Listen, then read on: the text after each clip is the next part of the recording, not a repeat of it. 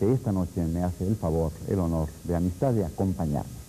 Me refiero al doctor en Derecho Francisco Berlín Valenzuela, hombre muy capacitado en muchas ramas, en muchas disciplinas del saber. Doctor en Derecho por la UNAM, presidente del Instituto Nacional de Derecho Electoral y de Estudios Políticos, una asociación civil, catedrático de esa interesantísima materia que es Teoría General del Estado en la Facultad de Derecho de la UNAM, escritor, investigador de temas políticos electorales, exsecretario general de Gobierno, político activo en el Estado de Veracruz, ex dirigente nacional del Comité Ejecutivo Nacional del PRI, delegado del PRI, del Comité Ejecutivo Nacional del PRI, en muchos estados de la República. Con Francisco Berlín Valenzuela discutiré ese tema que ha venido siendo tratado aquí en la Hora 25. México, este momento, sus perspectivas, sus posibilidades.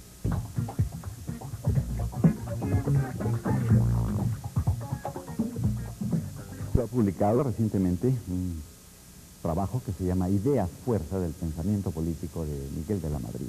Un análisis en profundidad de muchas de las ideas que son la fuerza precisamente de quien hoy gobierna México. Es un hombre, en lo teórico y en lo práctico, de gran experiencia en mi interlocutor de esta noche. Es por eso, Francisco, que quiero preguntarte si consideras que es desusado el lenguaje que ahora se está usando, el nuevo lenguaje que se está usando, para contarle al pueblo las condiciones en que se encuentra. Carrero, esa es una pregunta muy interesante y efectivamente ha dado que pensar y que comentar a mucha gente. En los últimos años estábamos acostumbrados a que se nos dijeran las cosas de una forma que no coincidían con la realidad. Luego entonces el pueblo de México se sentía en cierta forma frustrado, se sentía engañado. Es muy saludable, creo yo, que en una democracia como la que pretendemos estructurar en nuestro país, pueda realmente tenerse confianza en que lo que dicen los gobernantes se ajusta y corresponde a la realidad por la que está pasando un pueblo, por muy amarga que sea esa realidad y por muy difíciles que sean los momentos por los que se está pasando. Yo creo que es un principio de solución de problemas el saber exactamente la dimensión del problema. Cuando se ignora hasta dónde ha calado, hasta dónde está dañando determinada situación, pues tampoco podemos saber hasta dónde podemos o debemos empeñarnos con nuestro mayor esfuerzo por hacer frente a las situaciones críticas por las que se atraviesan. Creo que mucho esta situación por la que el pueblo de México ha venido enfrentándose en estos últimos meses, pues se debe precisamente a la falta de solidaridad provocada por la falta de confianza entre gobernantes y gobernados. Mencionas una palabra importante, confianza. ¿En qué momento o por qué causas, maestro Valenzuela, pierde un pueblo la confianza en sus gobernantes? Bueno, yo creo que la pierde en el momento en que siente que las autoridades que él tiene en alta estima no corresponden en realidad a la confianza que debe guiar la relación entre gobernantes y gobernados. Yo creo que la confianza es de ida y vuelta, no solamente tiene una vía, tiene también el regreso, y el regreso es muy importante en una estructura política, en un régimen político. Siento que el pueblo de México perdió la confianza o se fue debilitando la confianza en sus gobernantes, que no en sus instituciones, porque son dos cosas distintas que es conveniente distinguir. Cuando sintió que esos gobernantes realmente estaban utilizando un lenguaje esotérico que muchas veces no correspondía ni siquiera al grado de desarrollo cultural de nuestro pueblo, como si se tratara de que el pueblo no entendiera realmente lo que estaba pasando. Creo que se hacía un malabarismo político, un malabarismo verbal, y al pueblo se le estaba constantemente bombardeando con declaraciones confusas que, con toda la inteligencia que caracteriza a un pueblo como el nuestro y con sensibilidad, fácilmente podía percatarse que estaba siendo víctima de un engaño. O sea, muchas veces es necesario que haya, digamos, congruencia entre lo que se dice y lo que se hace. Bueno, esto es un requisito fundamental de un régimen democrático. Yo creo que uno de los elementos básicos de la democracia es la identidad de fines que debe existir entre gobernantes y gobernados. Cuando las autoridades interpretan realmente el sentido del pueblo, cuando las autoridades se dan cuenta de qué es lo que ese pueblo quiere y hacia dónde quiere llegar, entonces hay una interpretación cabal que corresponde realmente al sentir popular, y en ese sentido se establece una relación de ida y vuelta, repito, en la que la confianza pues es básica para poder avanzar y para poder progresar. Francisco, la familia política, lo que entre comillas llamamos la familia política, los políticos tradicionales, se han dado cuenta de que en los cuadros de gobierno, de este gobierno precisamente, predominan los no políticos o los funcionarios de origen técnico, también entre comillas. Yo te pregunto, en tu opinión, ¿crees que en este presente histórico esos hombres no políticos, aunque sí técnicos, son los que el país necesita para salir del gran bache moral, social, económico en que está? Bueno, Luis, desde luego, yo creo que esta pregunta no puede tener una respuesta tan simple. Las causas por las que realmente se está atravesando en este momento, pues son de muy diversa índole. Sin embargo, sí considero muy conveniente, dada la confusión en la que frecuentemente algunos sectores de la población se encuentran, hacer una distinción en realidad entre lo que es el político de vocación, el político que abraza una actividad profesional como cualquier otra y que dedica la mayor parte de su tiempo para servir a esa vocación y para responder a esa vocación, y el político que simplemente llega en forma accidental a ocupar un puesto público. Sí, porque tuvo un buen cuate, porque tuvo un buen padrino o una coyuntura, como ahora se dice. Eso es lo más común. Hay gentes que están esperando el momento cada sexenio de que llegue un amigo, algún pariente, algún socio, un tío, ¿verdad? Un primo, a un cargo de elección popular. Y es muy frecuente escuchar, a mí me ha tocado con algunas de estas personas, escuchar esta expresión de ya la hicimos, por el solo hecho de que alguien con quien tienen una relación de parentesco o de amistad llegó a ocupar un cargo público. En realidad yo he pensado que este tipo de sujetos de ninguna manera puede conformar una clase política, y tal vez el pueblo tiene una falsa idea de lo que es el político porque tiene en mente a este tipo de gentes que llegan a los cargos públicos por accidente sin ninguna mística de servicio y sin realmente tener una vocación. Y pensando quizá que el cargo público es una especie de botín abierto con el cual uno tiene derecho a llevarse una tajada. En este tipo de gentes no hay otro pensamiento porque consideran que es la oportunidad que la vida les pone enfrente para poder resolver todos los problemas de él, de ese tipo de político, digamos, de su familia y de muchas generaciones atrás de su familia. En realidad creo que esta es la negación del político. Este hombre de ninguna manera puede tener una verdadera, un llamado a una actividad elevada, ni una misión en la vida que desarrollar. Sí, porque hay que tener, obviamente, me imagino, ustedes los políticos tienen una vocación de servicio por encima de cualquier otro interés. Esto es lo más importante. El verdadero político obedece a esta expresión etimológica de la vocación. Vocación no quiere decir otra cosa que acción de llamar.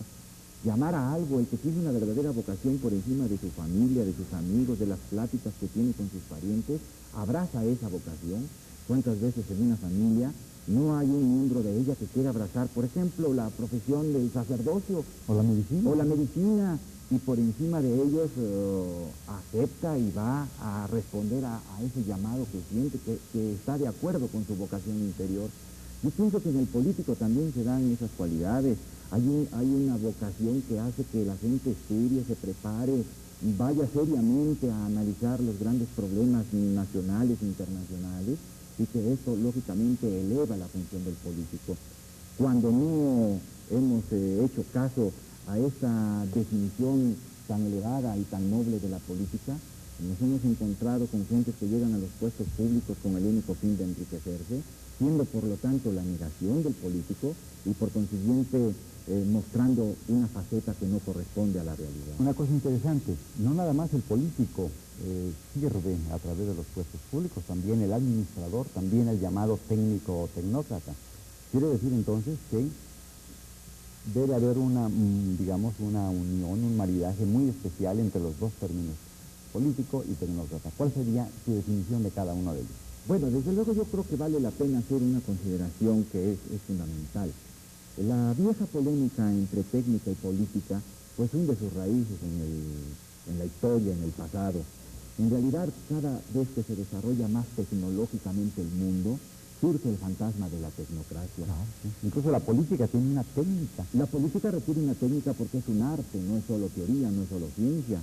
Hay inclusive un conjunto de conocimientos filosóficos sistematizados alrededor de la política que se ha llamado politosofía, que es el saber de la política, Esto se complementa con la politología, que es también el conocimiento de los grandes temas de la política en orden a conformar un arte para poder dirigir las acciones políticas de los pueblos.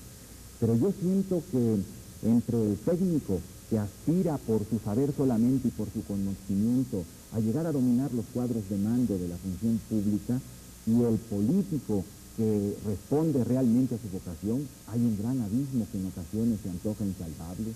En México debemos ser muy cuidadosos para que no se presente esta situación, porque este es un momento de unidad de la familia mexicana, este es un momento en el cual el técnico y el político deben complementarse, porque si no podemos llegar a la triste situación de que el técnico cierre definitivamente las puertas a la acción política, y esto nos pone en el grave riesgo de la tecnocracia como formas negadoras de los principios democráticos que deben alentar nuestro andar y nuestro paso en este momento. La tecnocracia está muy alejada de las formas de elección popular. La tecnocracia es negadora y es camino también en un momento determinado a fórmulas autoritarias. Creo que en México tenemos muy buenos políticos y políticos sinceros, políticos con vocación, políticos que responden al llamado, no de una actividad pasajera que han desarrollado, sino de 30 años de actividad y de reflexión. Una cosa que, digamos, tranquiliza y que estimula es ver cómo, poco a poco, ese material humano inteligente, ese material humano experimentado, ese material humano que ha tenido largo contacto con el pueblo, está siendo llamado precisamente a complementar, a colaborar en las tareas, en el quehacer de los llamados técnicos, que por razones obvias, por razones de circunstancias, están dirigiendo el país en un momento que se necesita ese tipo de colaboración.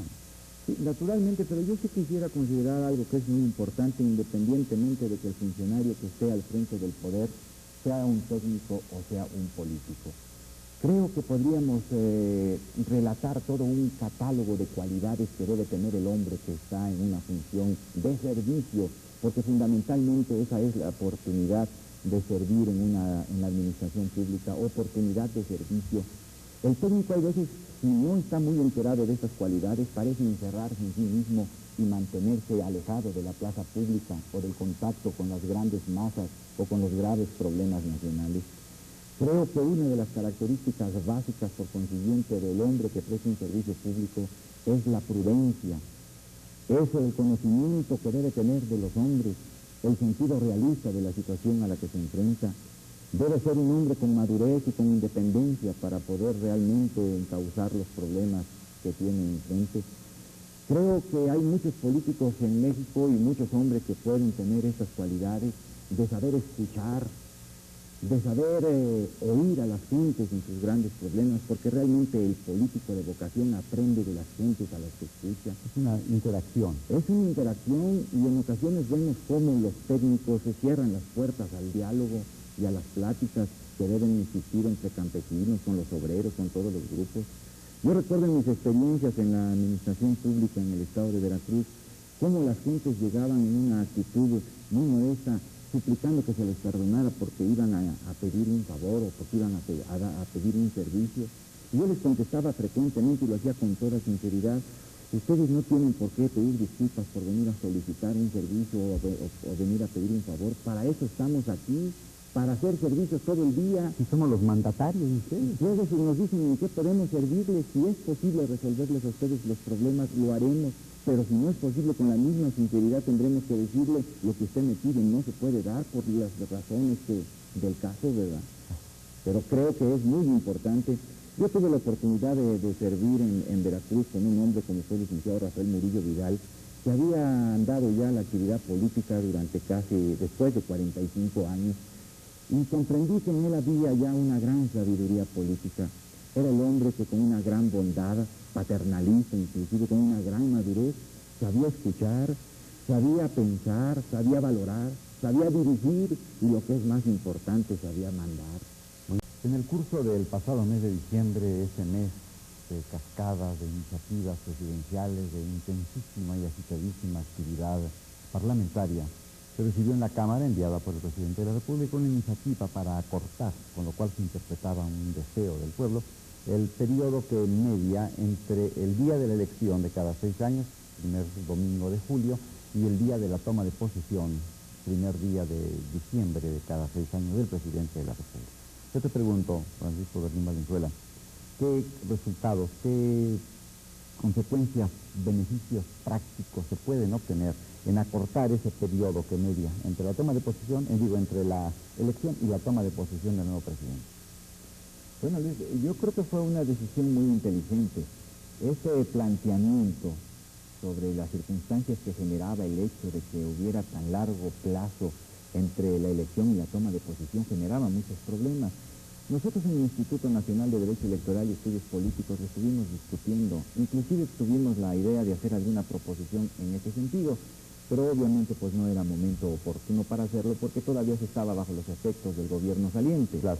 Pero nosotros sí apreciamos que en realidad en pocos, o por no decir que ya en ningún país del mundo, media tan largo plazo en la cual hay una autoridad que no puede, una autoridad electa que no puede tomar decisiones, y una autoridad que puede tomar decisiones pero que siente que ha dejado de ser autoridad. Y se crea el vacío. Y entonces se crea un vacío de poder tremendo que hace muy difícil realmente la subsistencia y la consistencia de las decisiones que se van tomando.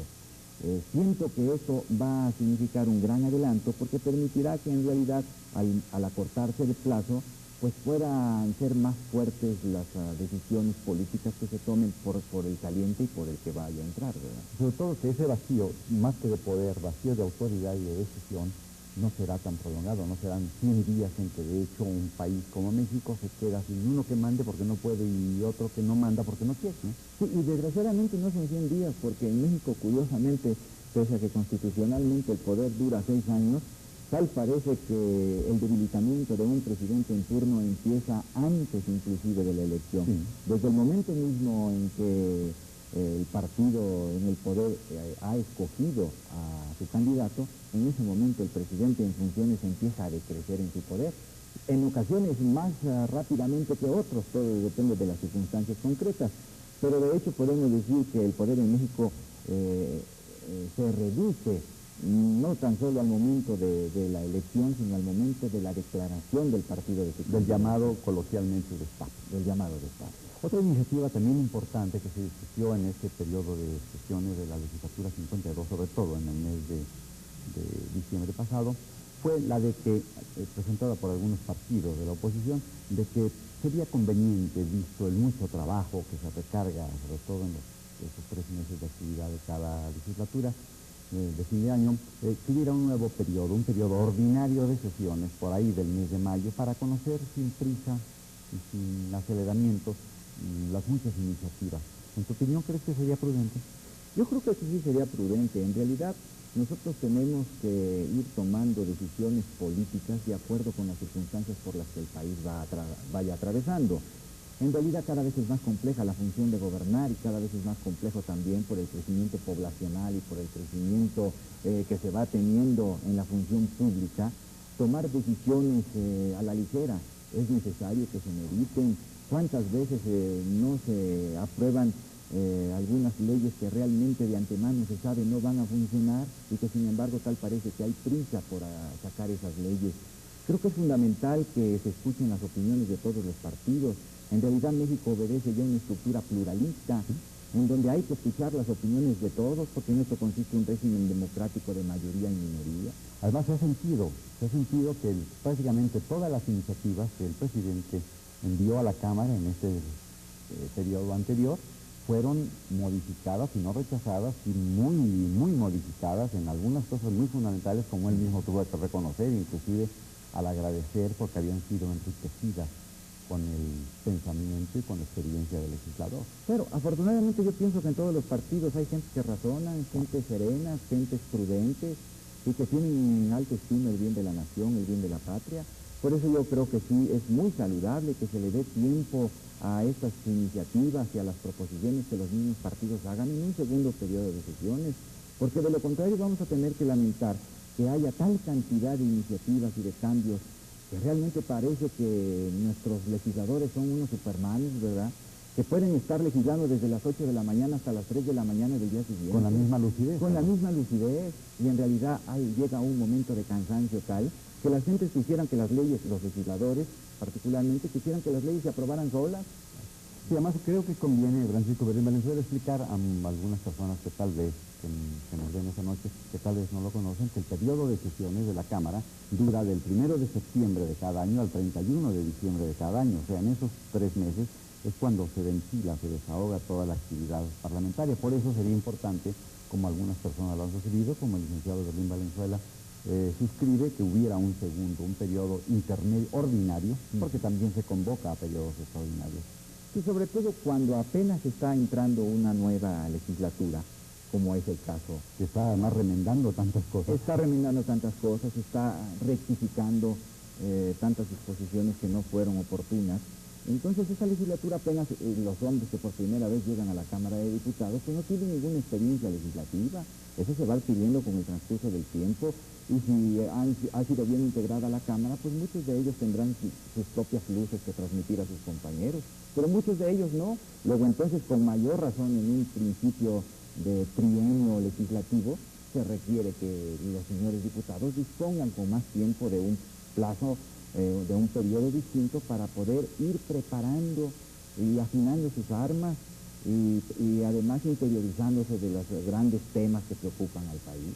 Bueno, un gran tema que preocupa al país y que quedó de manifiesto y que le sirvió a Madrid como bandera fue el de la renovación. Un pueblo cansado de inmoralidad pedía una renovación moral. Esa renovación se convirtió en la bandera electoral básica del candidato, después presidente y actual mandatario de nuestro país.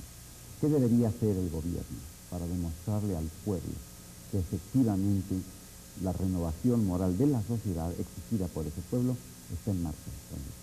Bueno, en primer lugar, yo creo básico y fundamental que, como lo ha expresado el propio presidente Miguel de la Madrid, él y todos los funcionarios prediquen con el ejemplo. Porque podemos observar que esta lección de ejemplaridad, lo mismo en la familia que en la sociedad, que, tanto civil como política, deja hondas y profundas meditaciones. Cuando nosotros observamos que los que gobiernan tienen una actitud que corresponde realmente a nuestro ideal de gobernantes, creo que estamos en el mejor camino para ir resolviendo los problemas de corrupción o de inmoralidad que se han presentado. Creo que se llegó realmente a traspasar todos los límites imaginables, y que realmente los problemas de corrupción que se presentaron en los últimos años fueron verdaderamente alarmantes. Yo he tenido oportunidad de leer algunas críticas, algunos comentarios hechos en la prensa extranjera, sobre todo en Europa, donde estuve estudiando el año pasado por 3 meses, y realmente me sentía yo muy apenado de leer en el Times de Londres o en algunas revistas europeas la imagen que proyectaban de México precisamente alrededor de este tema de la corrupción. Todavía hace una semana leí un trabajo muy interesante de un reportero del Times de Londres, hablando sobre el trabajo y el negocio que significaba ser policía en la Ciudad de México. Y lo sacó en primera plana a 5 columnas, con lo cual pues destacaba mucho la inmoralidad existente en los regímenes policíacos en México. Creo que realmente el entonces candidato Miguel de la Madrid se percató, con la sensibilidad política que ha demostrado que le caracteriza, de esta urgente necesidad de renovar moralmente a la sociedad. Pero ¿cómo hacerlo para que la gente sienta que esa renovación se está llevando a cabo? Yo siento que en primer lugar con los instrumentos jurídicos adecuados para que no haya la posibilidad de eludir la acción de la justicia. Que fueron los que se estuvo dando durante el mes de diciembre. A eso ha atendido precisamente una serie de disposiciones que se han tratado de ir implementando para que sean las bases jurídicas para juzgar a los que no cumplan con esos postulados de renovación moral que se pretenden. Creo que lo más importante en una sociedad es hacer coincidir el derecho con la moral. Cuando esa sociedad logra esta coincidencia, entonces esa sociedad vive éticamente, esa sociedad vive postulados realmente que lo engrandecen y que lo dignifican. En México habíamos llegado ya a tal divorcio entre nuestras normas jurídicas y la moral, que estábamos viviendo en una situación que era penosa y vergonzosa desde el punto de vista ético. O sea que ya estábamos viviendo en un país de hombres más que en un país de leyes. Naturalmente había tal disociación entre la norma y los hechos, entre la palabra de los gobernantes y su conducta, que se estaba llegando a la incredulidad llevada al extremo. Ya nadie creía lo que escuchaba o lo que leía, y en ocasiones llegaba a apagar la televisión cuando alguna declaración de algún funcionario se estaba refiriendo a algún problema que se intuía no correspondía a la realidad. Creo que el rescate precisamente de la confianza en los funcionarios públicos, la confianza en el verdadero político en el que ha hecho de la actividad una profesión, va a depender en mucho de la conducta ética que tengan los gobernantes y que quieran transmitir a esa sociedad nuestra. Doctor Berlín Valenzuela, si el pueblo mexicano, si los millones de hombres y mujeres que somos el pueblo mexicano, somos ajenos, no somos responsables de los fenómenos morales, sociales, etcétera, que han llevado al país a la situación en que está, ¿dónde buscar a los culpables? Y si se les encuentra, si existen esos culpables, ¿qué hacer con ellos? Bueno, yo creo que no hay que buscar mucho para detectar a los culpables. No creo que sea necesaria una linterna de Diógenes para ir por los caminos de México buscando a los culpables. Yo creo que ha surgido ya una voz popular que es creciente en el sentido de que realmente se le dé una satisfacción al pueblo. El pueblo merece respeto porque es el sustrato básico de la democracia. Debemos devolverle al pueblo la confianza y la única manera de hacerlo es realmente señalando con índices de fuego a los que lo llevaron a una situación que ha alejado al pueblo, que lo ha divorciado de los hombres que ejercen las funciones públicas. Creo que ese predicar con el ejemplo nos debe llevar primero a señalarlos, creo que todos sabemos dónde están, pero no permitir que se siga con expresiones cínicas como las que todavía contemplamos y observamos, tratando de disculpar a situaciones que todos sabemos son situaciones que son la negación misma del hombre y del servidor público. Francisco, se habla mucho del cambio, de la necesidad del cambio. ¿Crees tú que los 6 años de un gobierno, de este gobierno, son suficientes para iniciar ese cambio, para completarlo, o serán apenas el principio de una serie de periodos de 6 años para llegar al cambio ideal que demanda la sociedad de México? Bueno, mira, Luis, yo siento que el concepto de cambio es un concepto desde el punto de vista de la ciencia social y de la ciencia política muy amplio, muy profundo. Hay que distinguir entre el cambio en sí, la reforma, el cambio pacífico, el cambio revolucionario, el proceso, la evolución. ¿De dónde viene la expresión cambio de la que tanto se habla? Pues viene precisamente de las raíces aquellas que Heráclito nos definió en la antigüedad clásica griega, quien sostuvo frente al inmovilista Parménides, acuérdate, aquel filósofo que hablaba acerca de la inmovilidad del ser, que las transformaciones que se operaban en el ser nos llegaban solo por la apariencia. No porque el ser las provocara. No porque el ser las provocara, y precisamente Heráclito demostró, y desde entonces se ha venido hablando de cambio en todas las sociedades, de que hay en el ser movimiento, dinamismo, que hay en el ser fundamentalmente negación de todo lo estático.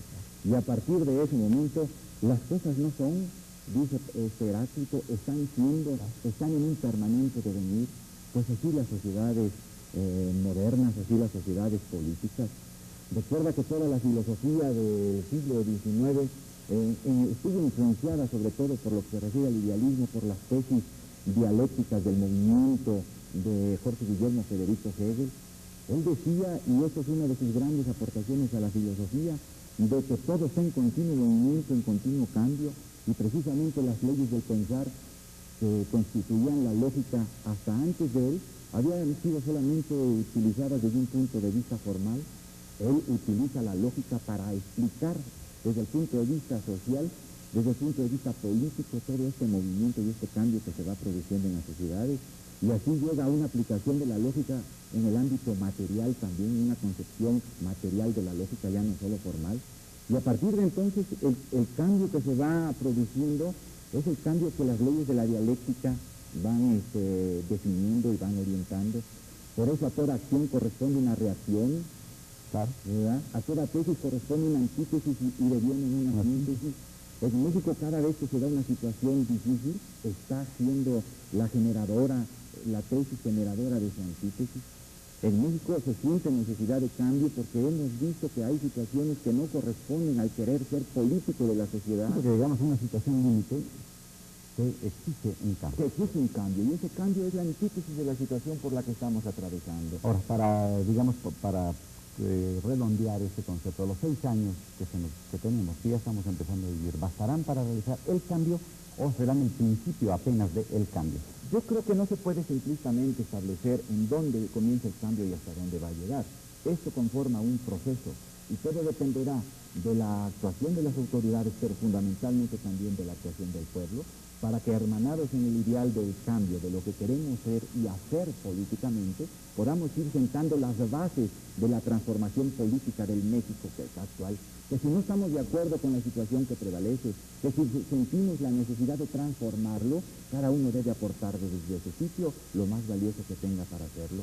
En ese sentido empezaremos a generar las bases mismas del cambio. O sea, el cambio está en nosotros. Está en nosotros en un proceso que tendrá que ser más o menos largo, depende de los problemas que queramos transformar. Es evidente, amigos, porque todos la padecemos en una o en otra forma, que México está pasando por una crisis, según algunos, la peor de sus historia. Yo le pregunto a mi interlocutor de esa noche, el doctor Francisco Berlín Valenzuela, si esta crisis tan seria que estamos viviendo y padeciendo, es consecuencia de falla del sistema o consecuencia de los hombres que son el sistema. Bueno, realmente el tema de la crisis es un tema bastante interesante para las ciencias sociales y para las ciencias políticas. ¿Qué entendemos por crisis? Yo creo que primero deberíamos tratar de entender el concepto mismo y el significado de esta palabra. La crisis es un momento de ruptura en el funcionamiento de un sistema o un cambio cualitativo que puede ser en sentido positivo o en sentido negativo. O bien también es una vuelta sorpresiva y a veces hasta violenta en un sistema o en la vida de un pueblo. En ocasiones no es esperada. Las crisis surgen en forma, y esta es una de las características de las crisis, en forma intempestiva, en forma impredecible. También por su duración son a menudo limitadas las crisis, no pueden ser eternas, porque cada crisis va generando también las respuestas, claro, ¿verdad? Como cada enfermedad va provocando en el médico que la atiende, pues el tipo de medicina que requiere para poder curar un enfermo. Una estrategia diferente.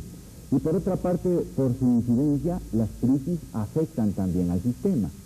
Ahora bien, tu pregunta es muy interesante porque tiende a establecer si es atribuible la crisis por la que en este momento se está atravesando al sistema o es atribuible a los hombres. Yo diría en primer lugar que la crisis es atribuida a los hombres, porque son los hombres precisamente los que ponen en práctica determinadas formas políticas de actuación. Pero los hombres no son el sistema del cual forman parte.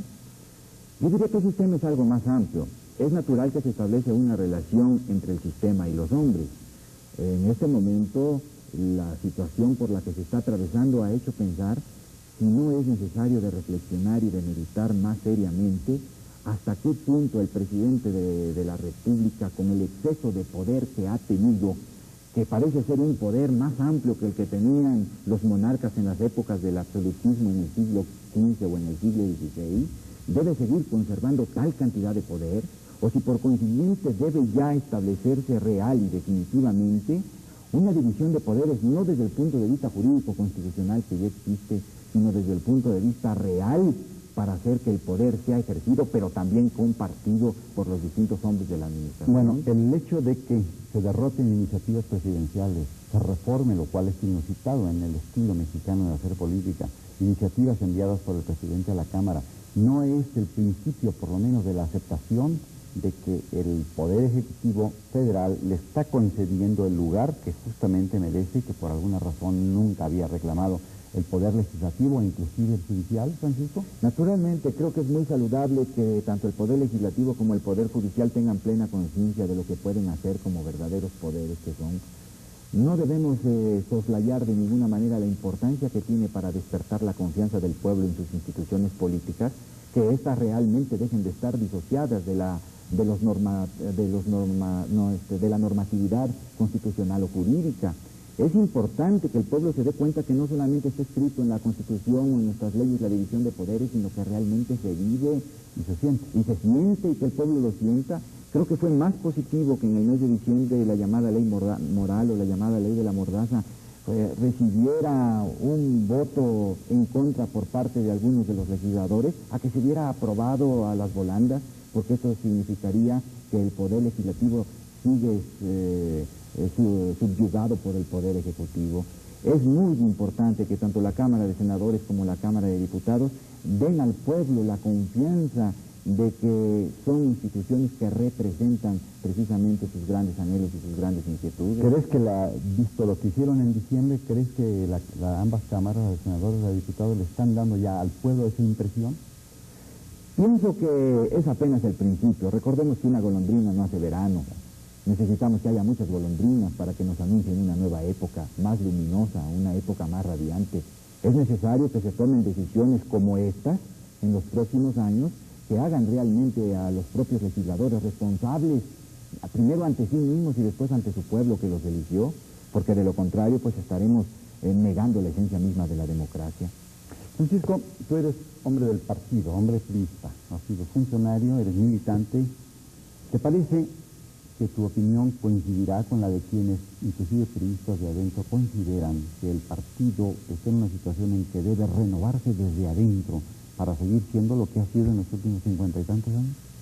Mira, Luis, yo desde luego he sido gente del partido y sigo siendo gente del PRI. Llegué en alguna ocasión a dirigir al sector juvenil del partido y he seguido dando conferencias en el partido y tratando de aportar modestamente algunas ideas que puedan provocar reflexiones.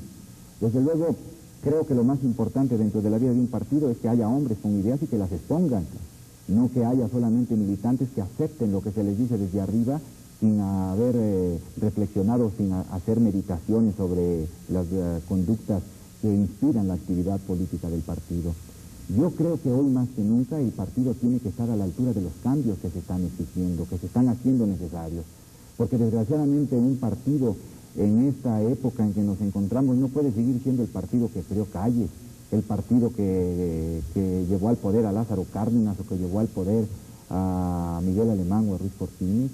Cada época histórica va generando determinado tipo de instituciones políticas y desde luego el partido no puede quedarse rezagado.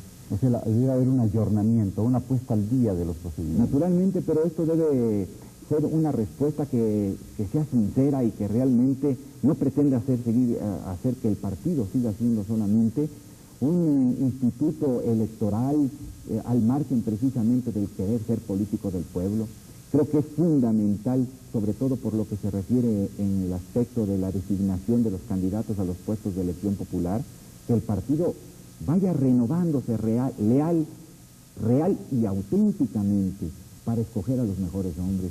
Porque todavía contemplamos, desgraciadamente, a muchos gobernadores que creen que el partido es patrimonio de ellos y que constituye una agencia de colocaciones o que constituye una dependencia más de las muchas que tiene un gobierno estatal y quieren manipular las elecciones para poner a sus amigos. Pero esto no es de extrañarse. El partido mismo ha tenido la culpa al llevar a esos gobernadores que no tenían ninguna noción de lo que significaba el servicio público a esos cargos. O sea, por eso suscita una pregunta. ¿Por qué no siempre el PRI, que los tiene a su disposición, que tiene un abanico de posibilidades, escoge a los mejores hombres, no siempre digo, para proyectarlos a los cargos de elección popular, Francisco? Porque desgraciadamente intervienen factores que son ajenos a los que dirigen el partido en ocasiones o a los mismos estados en donde se van a designar a los candidatos. Creo que el presidente de la República, dicho las cosas como son en México, dado el reconocimiento que tenemos de que México conforma un sistema muy sui generis de partido dominante, en donde existe una simbiosis entre partido y gobierno, el presidente de la República tendrá y tiene y deberá tener en el futuro una gran responsabilidad y una mayor responsabilidad en la designación de los candidatos, porque si se está proclamando realmente una renovación moral de la sociedad, no sería congruente entonces escoger gentes que son de muy dudosa reputación.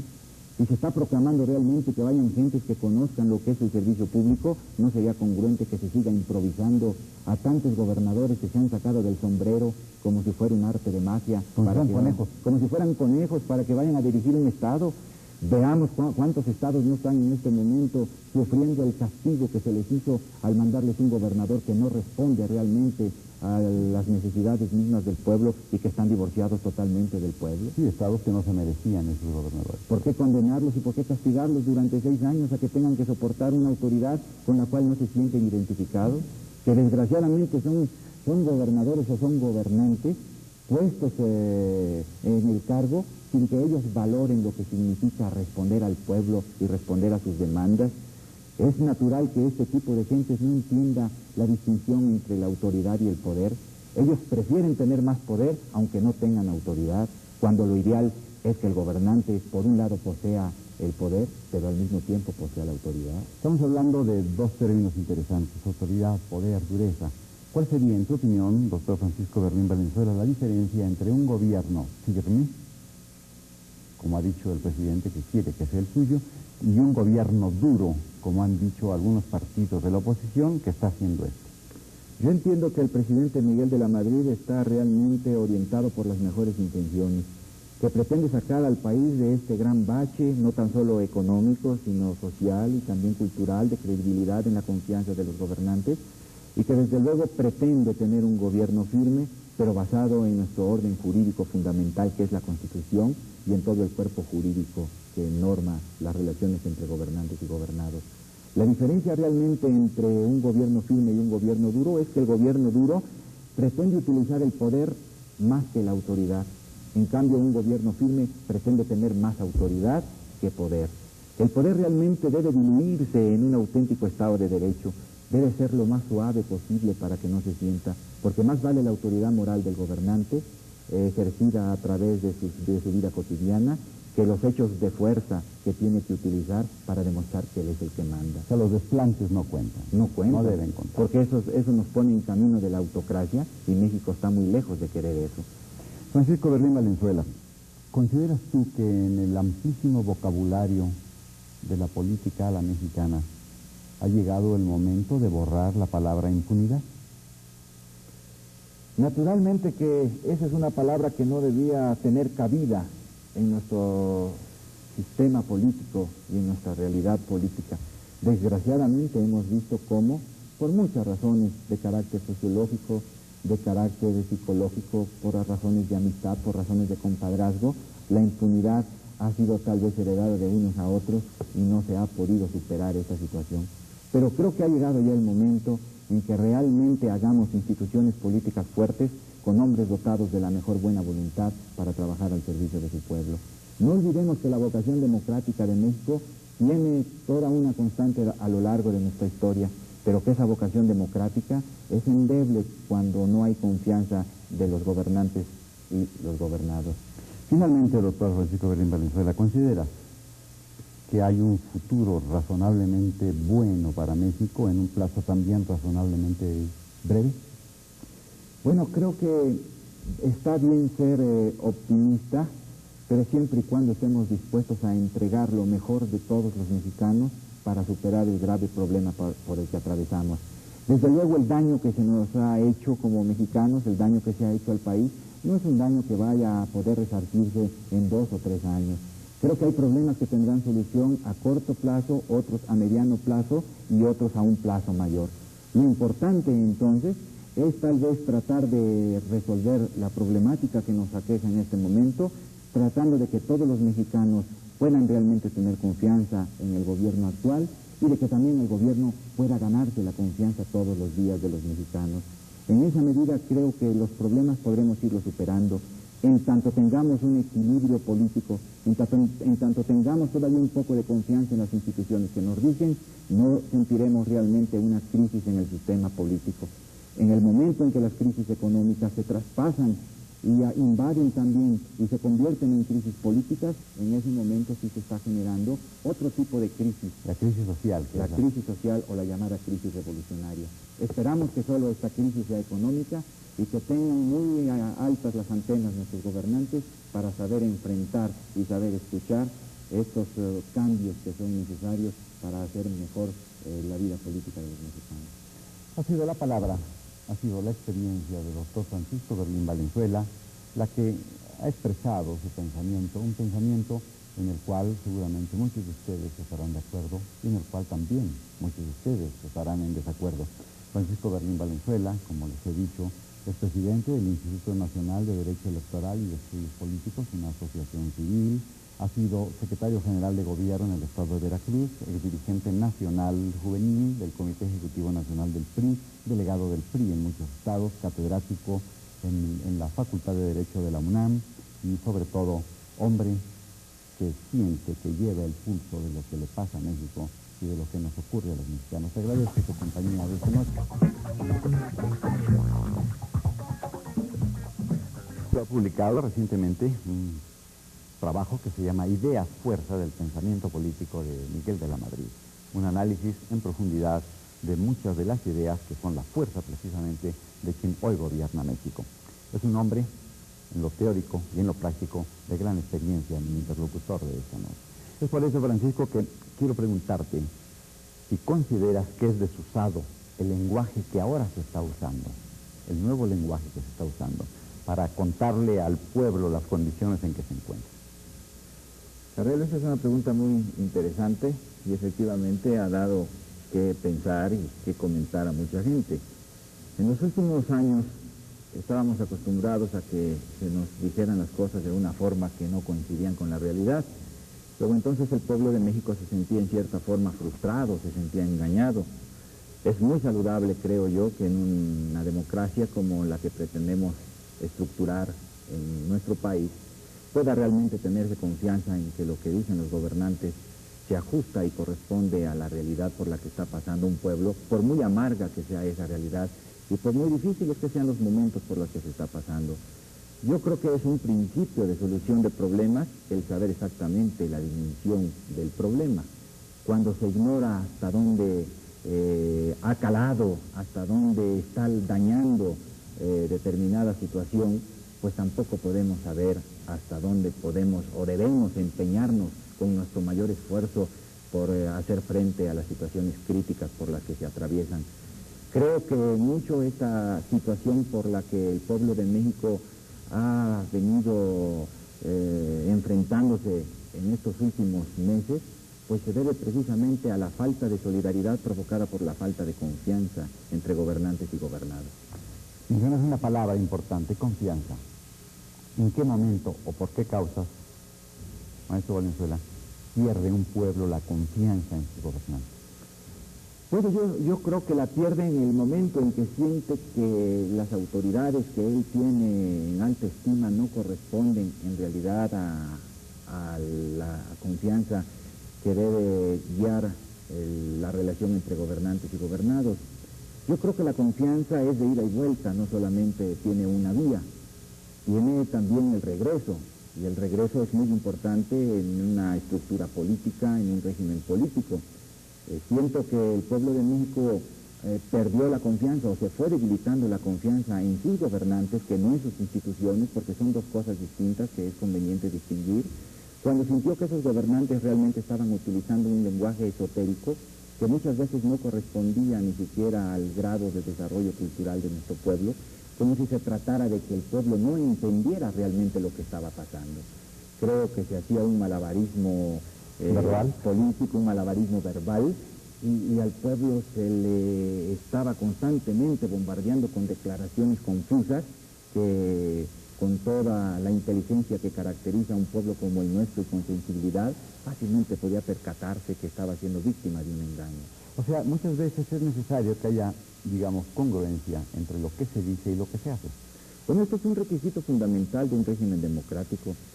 Yo creo que uno de los elementos básicos de la democracia es la identidad de fines que debe existir entre gobernantes y gobernados. Cuando las autoridades interpretan realmente el sentir del pueblo, cuando las autoridades se dan cuenta de qué es lo que ese pueblo quiere y hacia dónde quiere llegar, entonces hay una interpretación cabal que corresponde realmente al sentir popular, y en ese sentido se establece una relación de ida y vuelta, repito, en la que la confianza pues es básica para poder avanzar y para poder progresar. Francisco, la familia política, lo que entre comillas llamamos la familia política, los políticos tradicionales, se han dado cuenta de que en los cuadros de gobierno, de este gobierno precisamente, predominan los no políticos o los funcionarios de origen técnico, también entre comillas. Yo te pregunto, en tu opinión, ¿crees que en este presente histórico esos hombres no políticos, aunque sí técnicos, son los que el país necesita para salir del gran bache moral, social, económico en que está? Bueno, Luis, desde luego, yo creo que esta pregunta no puede tener una respuesta tan simple. Las causas por las que realmente se está atravesando en este momento, pues son de muy diversa índole. Sin embargo, sí considero muy conveniente, dada la confusión en la que frecuentemente algunos sectores de la población se encuentran, hacer una distinción en realidad entre lo que es el político de vocación, el político que abraza una actividad profesional como cualquier otra y que dedica la mayor parte de su tiempo para servir a esa vocación y para responder a esa vocación, y el político que simplemente llega en forma accidental a ocupar un puesto público. Sí, porque tuvo un buen cuate, porque tuvo un buen padrino o una coyuntura, como ahora se dice. Eso es lo más común. Hay gentes que están esperando el momento cada sexenio de que llegue un amigo, algún pariente, algún socio, un tío, ¿verdad? Un primo, a un cargo de elección popular. Y es muy frecuente escuchar, a mí me ha tocado con algunas de estas personas, escuchar esta expresión de ya la hicimos, por el solo hecho de que alguien con quien tienen una relación de parentesco o de amistad llegó a ocupar un cargo público. En realidad yo he pensado que este tipo de sujetos de ninguna manera puede conformar una clase política, y tal vez el pueblo tiene una falsa idea de lo que es el político porque tiene en mente a este tipo de gentes que llegan a los cargos públicos por accidente sin ninguna mística de servicio y sin realmente tener una vocación.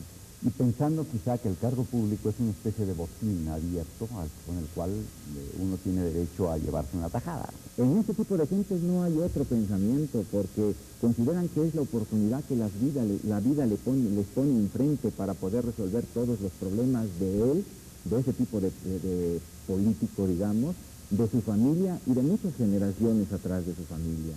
En realidad creo que esta es la negación del político.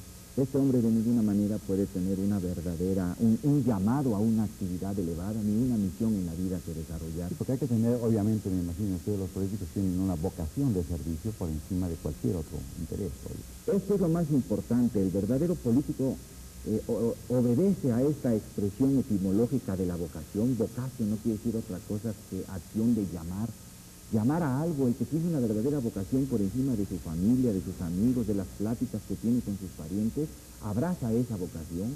¿Cuántas veces en una familia no hay un miembro de ella que quiera abrazar, por ejemplo, la profesión del sacerdocio? O la medicina. O la medicina, y por encima de ellos acepta y va a responder a ese llamado que siente, que está de acuerdo con su vocación interior.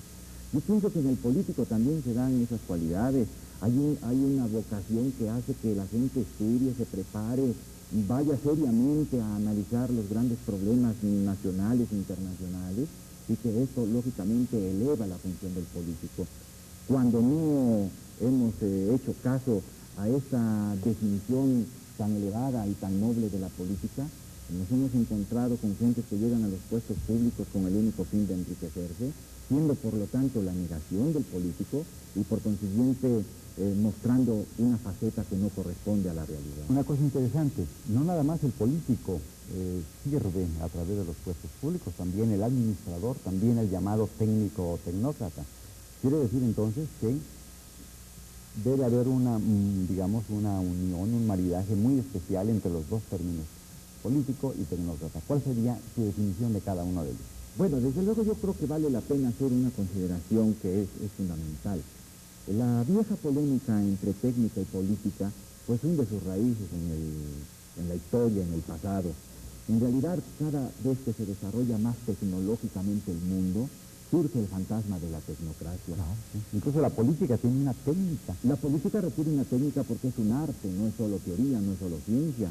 Hay inclusive un conjunto de conocimientos filosóficos sistematizados alrededor de la política que se ha llamado politosofía, que es el saber de la política.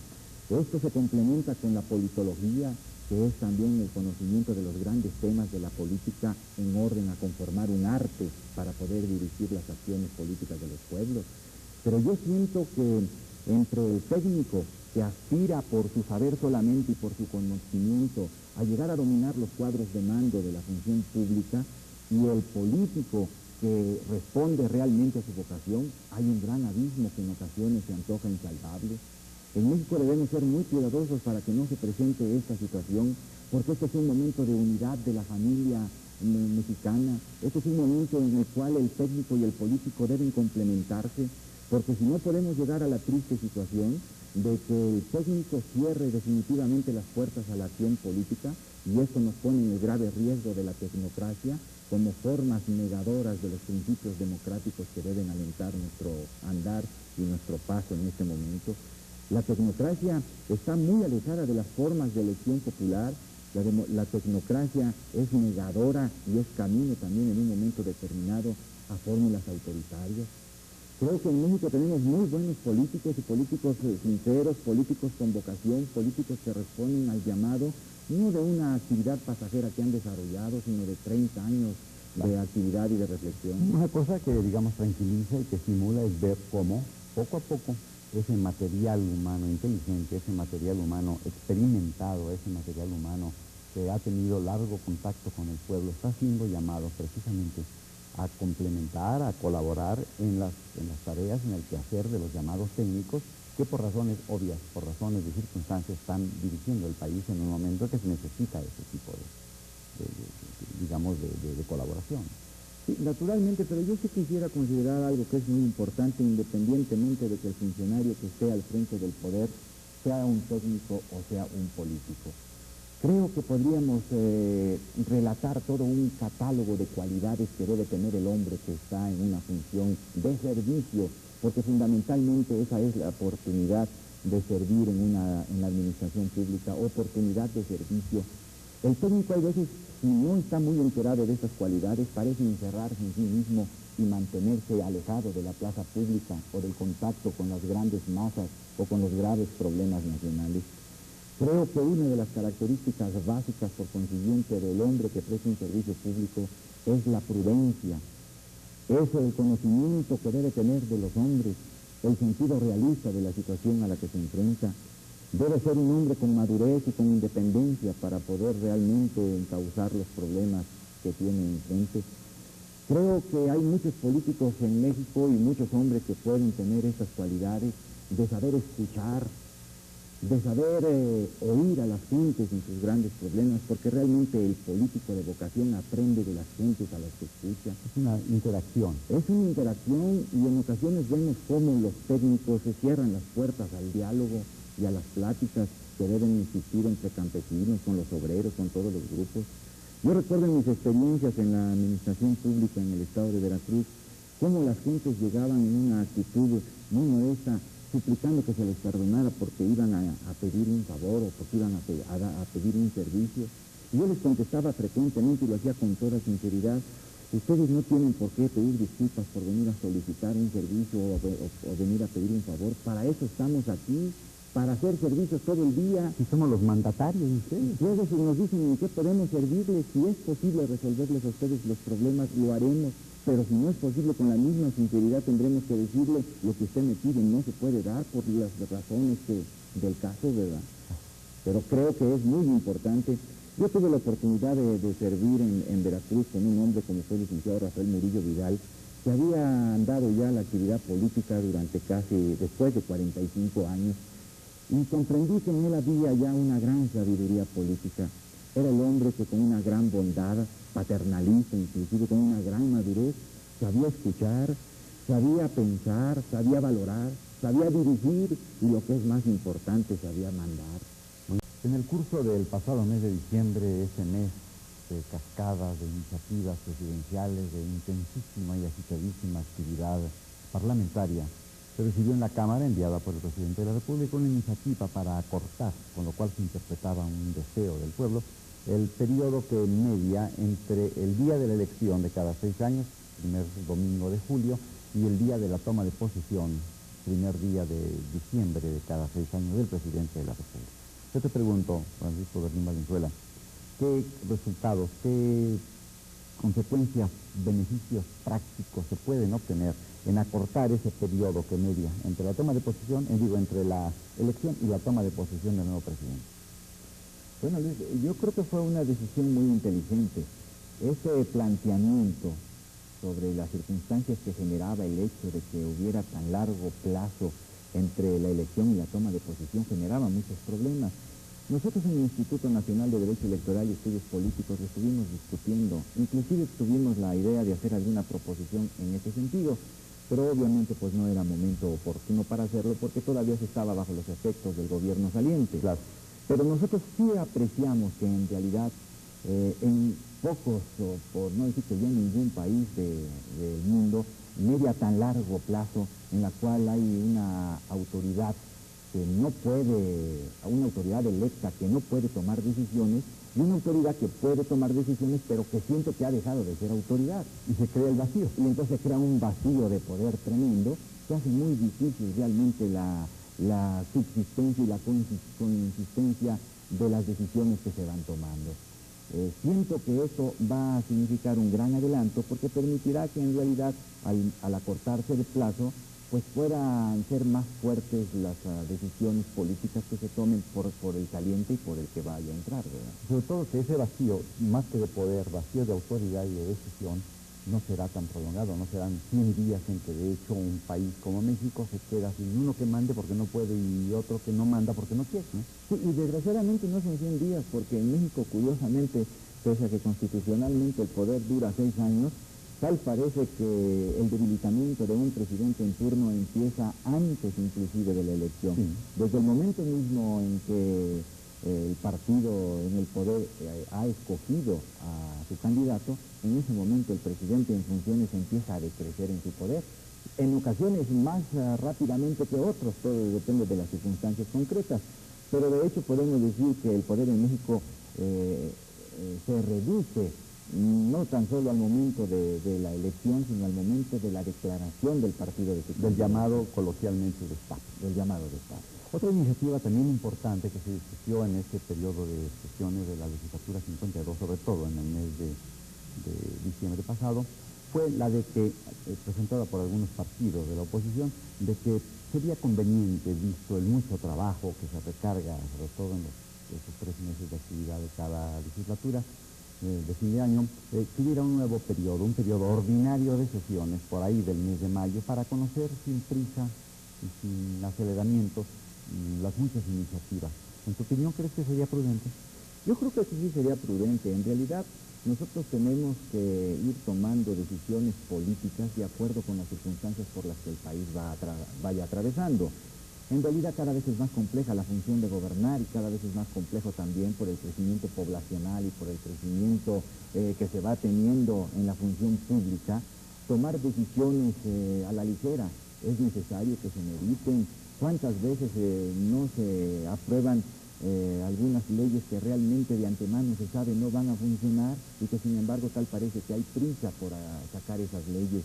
Creo que es fundamental que se escuchen las opiniones de todos los partidos. En realidad México obedece ya una estructura pluralista, en donde hay que escuchar las opiniones de todos, porque en esto consiste un régimen democrático de mayoría y minoría. Además se ha sentido que prácticamente todas las iniciativas que el presidente envió a la Cámara en este periodo anterior fueron modificadas y no rechazadas, y muy modificadas en algunas cosas muy fundamentales, como él mismo tuvo que reconocer, inclusive al agradecer porque habían sido enriquecidas con el pensamiento y con la experiencia del legislador. Pero afortunadamente yo pienso que en todos los partidos hay gente que razonan, gente serena, gentes prudentes y que tienen en alta estima el bien de la nación, el bien de la patria. Por eso yo creo que sí es muy saludable que se le dé tiempo a estas iniciativas y a las proposiciones que los mismos partidos hagan en un segundo periodo de sesiones, porque de lo contrario vamos a tener que lamentar que haya tal cantidad de iniciativas y de cambios que realmente parece que nuestros legisladores son unos supermanes, ¿verdad?, que pueden estar legislando desde las 8 de la mañana hasta las 3 de la mañana del día siguiente. Con la misma lucidez. Con la misma lucidez, y en realidad llega un momento de cansancio tal que las gentes quisieran que las leyes, los legisladores particularmente, quisieran que las leyes se aprobaran solas. Sí, además creo que conviene, Francisco Berrín Valenzuela, explicar a algunas personas que tal vez, que nos ven esta noche, que tal vez no lo conocen, que el periodo de sesiones de la Cámara dura del 1 de septiembre de cada año al 31 de diciembre de cada año. O sea, en esos 3 meses es cuando se ventila, se desahoga toda la actividad parlamentaria. Por eso sería importante, como algunas personas lo han sugerido, como el licenciado Berrín Valenzuela, suscribe que hubiera un periodo intermedio ordinario, porque también se convoca a periodos extraordinarios. Y sobre todo cuando apenas está entrando una nueva legislatura, como es el caso. Que está además remendando tantas cosas. Está remendando tantas cosas, está rectificando tantas disposiciones que no fueron oportunas. Entonces esa legislatura apenas los hombres que por primera vez llegan a la Cámara de Diputados, que no tienen ninguna experiencia legislativa, eso se va adquiriendo con el transcurso del tiempo, y si ha sido bien integrada la Cámara, pues muchos de ellos tendrán sus propias luces que transmitir a sus compañeros, pero muchos de ellos no. Luego entonces, con mayor razón, en un principio de trienio legislativo, se requiere que los señores diputados dispongan con más tiempo de un plazo, de un periodo distinto, para poder ir preparando y afinando sus armas y además interiorizándose de los grandes temas que preocupan al país. Bueno, un gran tema que preocupa al país y que quedó de manifiesto y que le sirvió a De la Madrid como bandera fue el de la renovación. Un pueblo cansado de inmoralidad pedía una renovación moral. Esa renovación se convirtió en la bandera electoral básica del candidato, después presidente y actual mandatario de nuestro país. ¿Qué debería hacer el gobierno para demostrarle al pueblo que efectivamente la renovación moral de la sociedad exigida por ese pueblo está en marcha? Bueno, en primer lugar, yo creo básico y fundamental que, como lo ha expresado el propio presidente Miguel de la Madrid, él y todos los funcionarios prediquen con el ejemplo. Porque podemos observar que esta lección de ejemplaridad, lo mismo en la familia que en la sociedad, que, tanto civil como política, deja hondas y profundas meditaciones. Cuando nosotros observamos que los que gobiernan tienen una actitud que corresponde realmente a nuestro ideal de gobernantes, creo que estamos en el mejor camino para ir resolviendo los problemas de corrupción o de inmoralidad que se han presentado. Creo que se llegó realmente a traspasar todos los límites imaginables y que realmente los problemas de corrupción que se presentaron en los últimos años fueron verdaderamente alarmantes. Yo he tenido oportunidad de leer algunas críticas, algunos comentarios hechos en la prensa extranjera, sobre todo en Europa, donde estuve estudiando el año pasado por 3 meses, y realmente me sentía yo muy apenado de leer en el Times de Londres o en algunas revistas europeas la imagen que proyectaban de México precisamente alrededor de este tema de la corrupción. Todavía hace una semana leí un trabajo muy interesante de un reportero del Times de Londres, hablando sobre el trabajo y el negocio que significaba ser policía en la Ciudad de México. Y lo sacó en primera plana a 5 columnas, con lo cual pues destacaba mucho la inmoralidad existente en los regímenes policíacos en México. Creo que realmente el entonces candidato Miguel de la Madrid se percató con la sensibilidad política que ha demostrado que le caracteriza de esta urgente necesidad de renovar moralmente a la sociedad. Pero ¿cómo hacerlo para que la gente sienta que esa renovación se está llevando a cabo? Yo siento que en primer lugar con los instrumentos jurídicos adecuados para que no haya la posibilidad de eludir la acción de la justicia. Que fueron los que se estuvo dando durante el mes de diciembre. A eso ha atendido precisamente una serie de disposiciones que se han tratado de ir implementando para que sean las bases jurídicas para juzgar a los que no cumplan con esos postulados de renovación moral que se pretenden. Creo que lo más importante en una sociedad es hacer coincidir el derecho con la moral.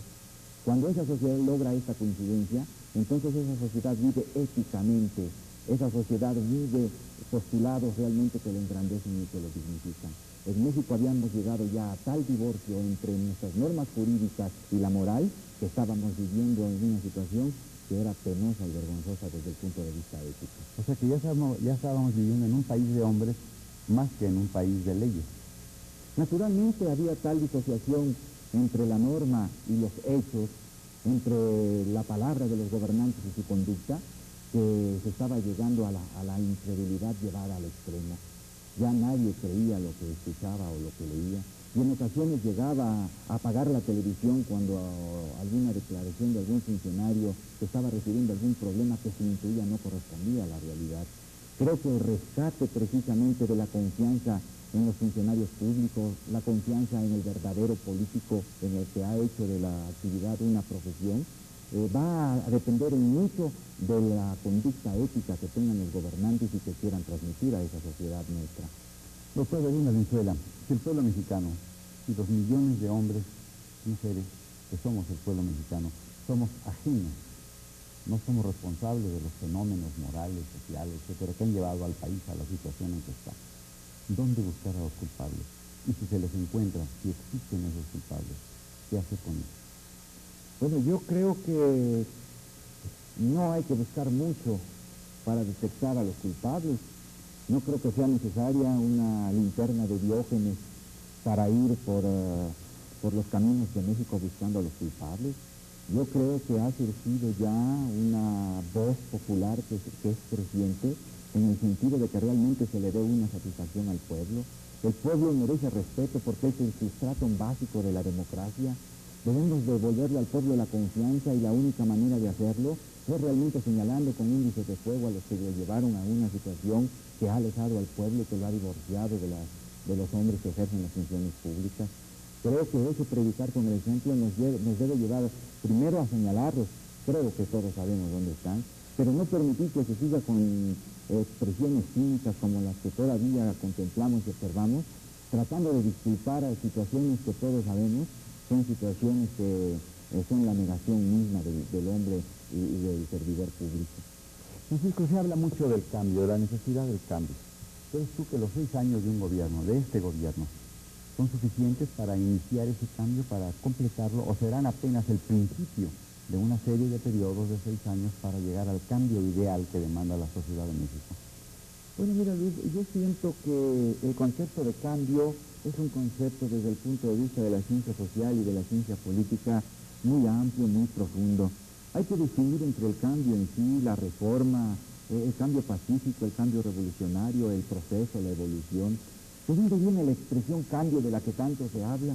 Pues viene precisamente de las raíces aquellas que Heráclito nos definió en la antigüedad clásica griega, quien sostuvo frente al inmovilista Parménides, acuérdate, aquel filósofo que hablaba acerca de la inmovilidad del ser, que las transformaciones que se operaban en el ser nos llegaban solo por la apariencia. No porque el ser las provocara. No porque el ser las provocara, y precisamente Heráclito demostró, y desde entonces se ha venido hablando de cambio en todas las sociedades, de que hay en el ser movimiento, dinamismo, que hay en el ser fundamentalmente negación de todo lo estático, y a partir de ese momento las cosas no son, dice Heráclito, están en un permanente devenir, pues así las sociedades modernas, así las sociedades políticas.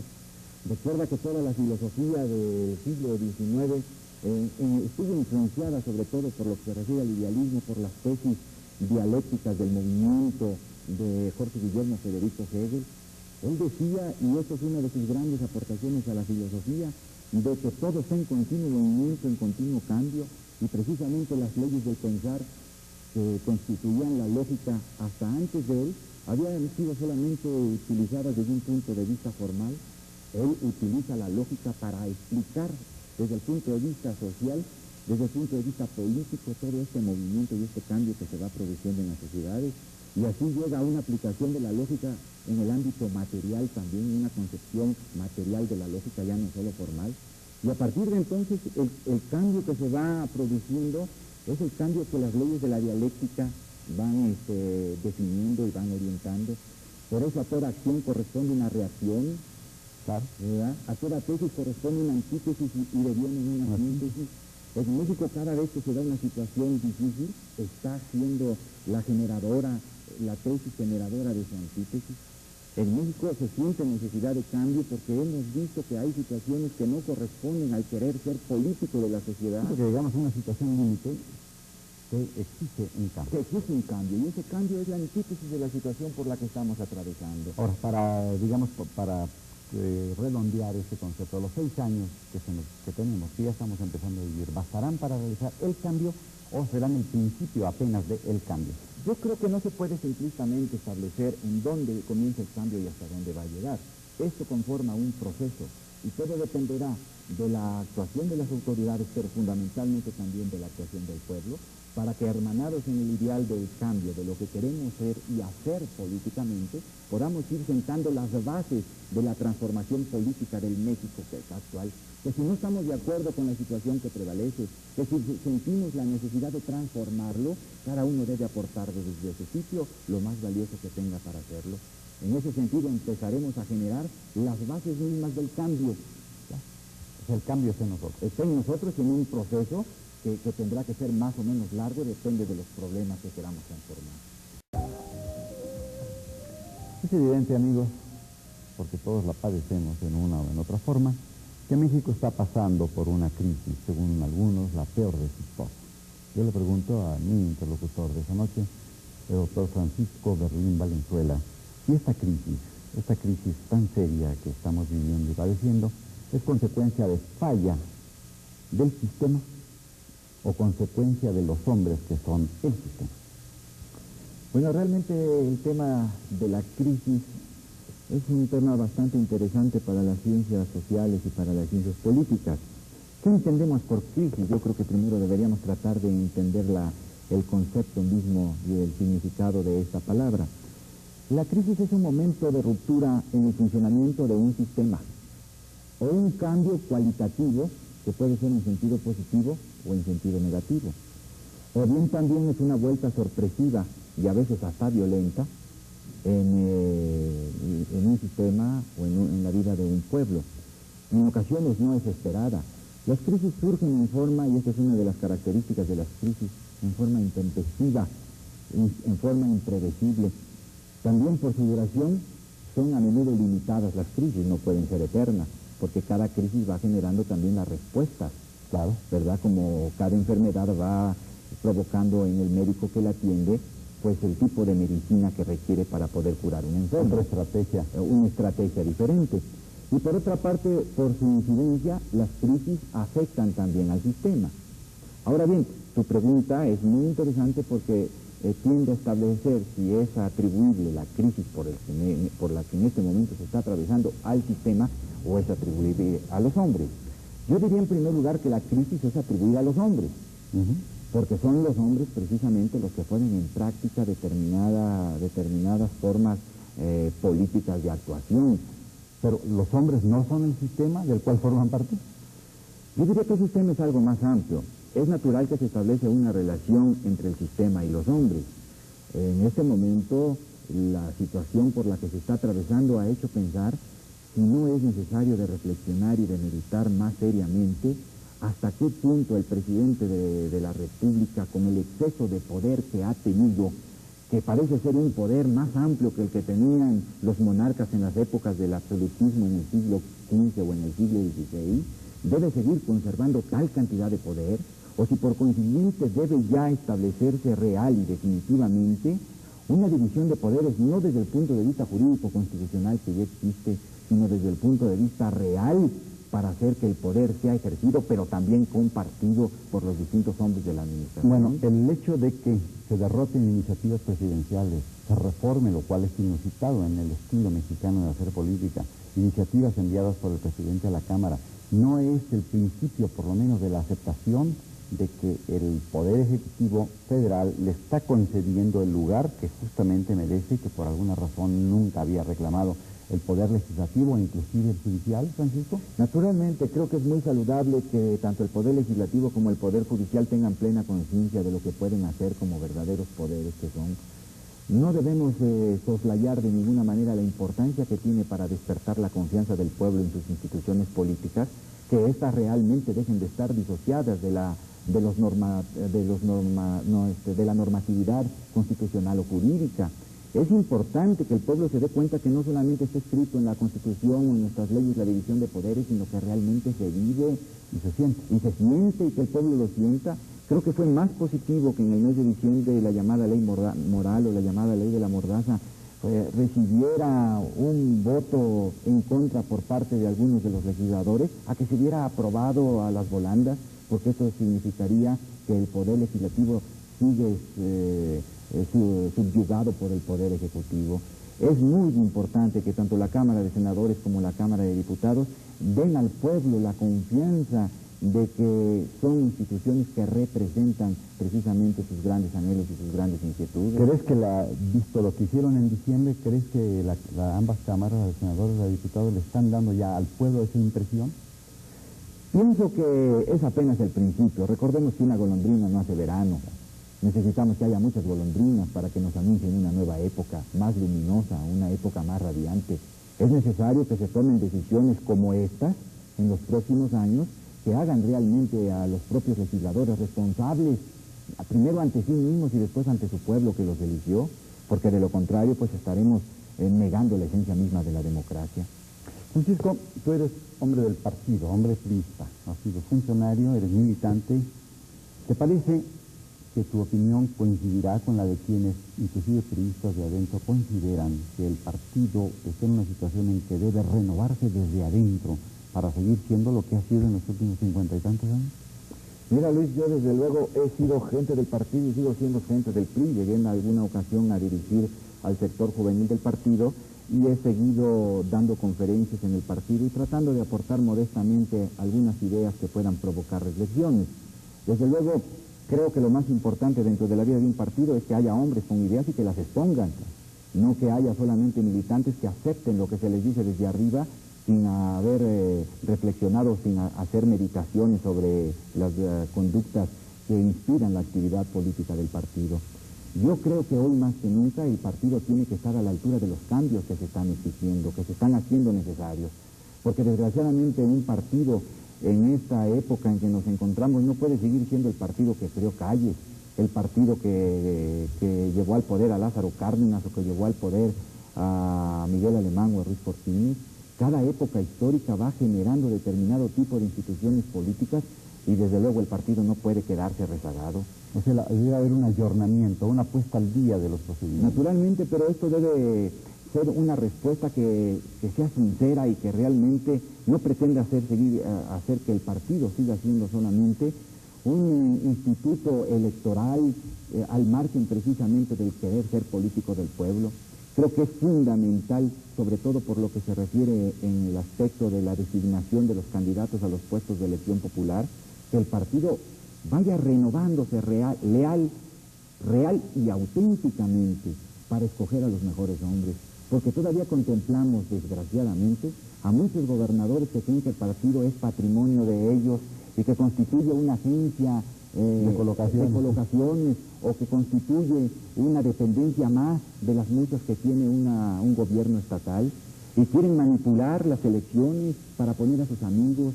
Pero esto no es de extrañarse, el partido mismo ha tenido la culpa al llevar a esos gobernadores que no tenían ninguna noción de lo que significaba el servicio público a esos cargos. O sea, por eso suscita una pregunta. ¿Por qué no siempre el PRI, que los tiene a su disposición, que tiene un abanico de posibilidades, escoge a los mejores hombres, no siempre digo, para proyectarlos a los cargos de elección popular, Francisco?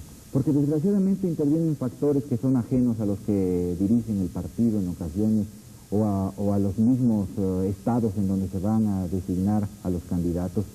Creo que el presidente de la República, dicho las cosas como son en México, dado el reconocimiento que tenemos de que México conforma un sistema muy sui generis de partido dominante, en donde existe una simbiosis entre partido y gobierno, el presidente de la República tendrá y tiene y deberá tener en el futuro una gran responsabilidad y una mayor responsabilidad en la designación de los candidatos, porque si se está proclamando realmente una renovación moral de la sociedad, no sería congruente entonces escoger gentes que son de muy dudosa reputación. Si se está proclamando realmente que vayan gentes que conozcan lo que es el servicio público, no sería congruente que se siga improvisando a tantos gobernadores que se han sacado del sombrero como si fuera un arte de magia. Como si fueran conejos para que vayan a dirigir un estado. Veamos cuántos estados no están en este momento sufriendo el castigo que se les hizo al mandarles un gobernador que no responde realmente a las necesidades mismas del pueblo y que están divorciados totalmente del pueblo. Sí, estados que no se merecían esos gobernadores. ¿Por qué condenarlos y por qué castigarlos durante 6 años a que tengan que soportar una autoridad con la cual no se sienten identificados? Que desgraciadamente son son gobernadores o son gobernantes puestos en el cargo sin que ellos valoren lo que significa responder al pueblo y responder a sus demandas. Es natural que este tipo de gentes no entienda la distinción entre la autoridad y el poder.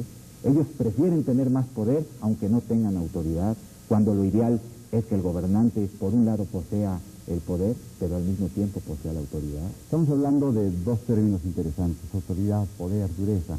¿Cuál sería, en tu opinión, doctor Francisco Berlín Valenzuela, la diferencia entre un gobierno firme, como ha dicho el presidente que quiere que sea el suyo, y un gobierno duro, como han dicho algunos partidos de la oposición, que está haciendo esto? Yo entiendo que el presidente Miguel de la Madrid está realmente orientado por las mejores intenciones, que pretende sacar al país de este gran bache, no tan solo económico, sino social y también cultural, de credibilidad en la confianza de los gobernantes, y que desde luego pretende tener un gobierno firme, pero basado en nuestro orden jurídico fundamental, que es la Constitución, y en todo el cuerpo jurídico que norma las relaciones entre gobernantes y gobernados. La diferencia realmente entre un gobierno firme y un gobierno duro es que el gobierno duro pretende utilizar el poder más que la autoridad. En cambio, un gobierno firme pretende tener más autoridad que poder. El poder realmente debe diluirse en un auténtico Estado de Derecho. Debe ser lo más suave posible para que no se sienta, porque más vale la autoridad moral del gobernante, ejercida a través de su vida cotidiana, que los hechos de fuerza que tiene que utilizar para demostrar que él es el que manda. O sea, los desplantes no cuentan. No cuentan. No deben contar. Porque eso nos pone en camino de la autocracia y México está muy lejos de querer eso. Francisco Berlín Valenzuela, ¿consideras tú que en el amplísimo vocabulario de la política a la mexicana ha llegado el momento de borrar la palabra impunidad? Naturalmente que esa es una palabra que no debía tener cabida en nuestro sistema político y en nuestra realidad política.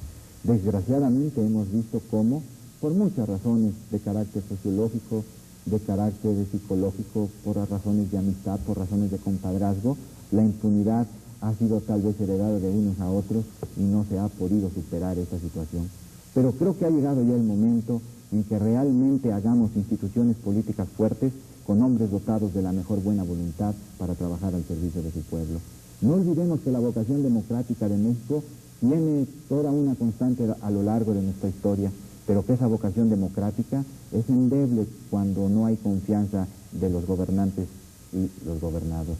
Finalmente, doctor Francisco Berlín Valenzuela, ¿consideras que hay un futuro razonablemente bueno para México en un plazo también razonablemente breve? Bueno, creo que está bien ser optimista, pero siempre y cuando estemos dispuestos a entregar lo mejor de todos los mexicanos para superar el grave problema por el que atravesamos. Desde luego el daño que se nos ha hecho como mexicanos, el daño que se ha hecho al país, no es un daño que vaya a poder resarcirse en 2 o 3 años. Creo que hay problemas que tendrán solución a corto plazo, otros a mediano plazo y otros a un plazo mayor. Lo importante entonces es tal vez tratar de resolver la problemática que nos aqueja en este momento, tratando de que todos los mexicanos puedan realmente tener confianza en el gobierno actual y de que también el gobierno pueda ganarse la confianza todos los días de los mexicanos. En esa medida creo que los problemas podremos irlos superando. En tanto tengamos un equilibrio político, en tanto tengamos todavía un poco de confianza en las instituciones que nos rigen, no sentiremos realmente una crisis en el sistema político. En el momento en que las crisis económicas se traspasan y invaden también y se convierten en crisis políticas, en ese momento sí se está generando otro tipo de crisis. La crisis social. La crisis social o la llamada crisis revolucionaria. Esperamos que solo esta crisis sea económica y que tengan muy altas las antenas nuestros gobernantes para saber enfrentar y saber escuchar estos cambios que son necesarios para hacer mejor la vida política de los mexicanos.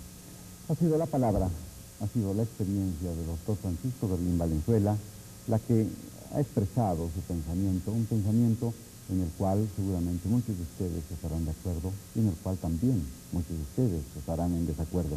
Francisco Berlín Valenzuela, como les he dicho, es presidente del Instituto Nacional de Derecho Electoral y de Estudios Políticos, una asociación civil Ha sido secretario general de gobierno en el estado de Veracruz, dirigente nacional juvenil del Comité Ejecutivo Nacional del PRI, delegado del PRI en muchos estados, catedrático en la Facultad de Derecho de la UNAM y sobre todo hombre que siente, que lleva el pulso de lo que le pasa a México y de lo que nos ocurre a los mexicanos. Agradezco su compañía de esta noche.